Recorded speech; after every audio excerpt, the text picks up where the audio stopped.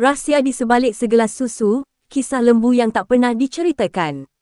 Setiap kali kita minum segelas susu, kita jarang terfikir berapa banyak tenaga, masa dan kasih sayang yang diperlukan untuk hasilkan setitis daripadanya.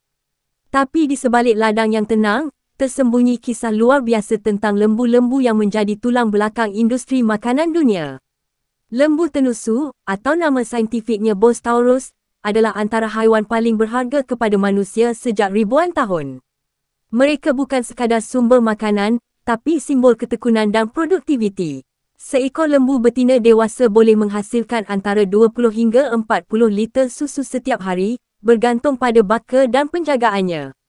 Zaman kini, teknologi moden mengubah cara ladang beroperasi. Dari sistem pemerah automatik hingga sensor pintar yang mengesan kesihatan lembu secara real-time, semuanya untuk memastikan setiap titis susu bersih, segar dan selamat diminum. Lembu yang stres akan menghasilkan susu berkualiti rendah.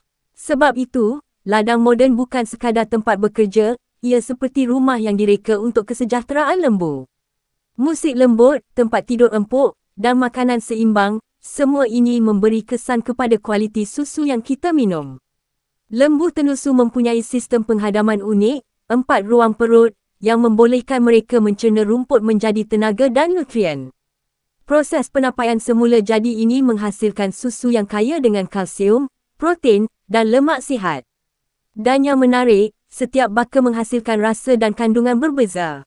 Contohnya, lembu Holstein Friesian terkenal dengan hasil susu banyak, manakala Jersey menghasilkan susu lebih pekat dan berlemak. Tahukah anda, 100 tahun lalu, seekor lembu hanya mampu menghasilkan 5 liter susu sehari. Kini, dengan nutrisi dan penjagaan moden, hasilnya meningkat hampir 7 kali ganda. Namun, peningkatan ini datang dengan cabaran, isu alam sekitar, gas metana, dan kebajikan haiwan kini menjadi topik utama dunia.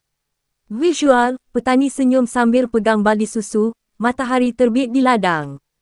Di sebalik setiap segelas susu, ada kisah kerja keras, inovasi, dan kasih sayang. Mungkin selepas ini, bila anda minum susu, anda akan lebih menghargai lembu-lembu yang menjadi pembekal tenusu sejati dunia. Kalau anda suka kisah tentang dunia haiwan dan sains di sebaliknya, jangan lupa tekan follow dan kongsikan video ini dengan rakan anda.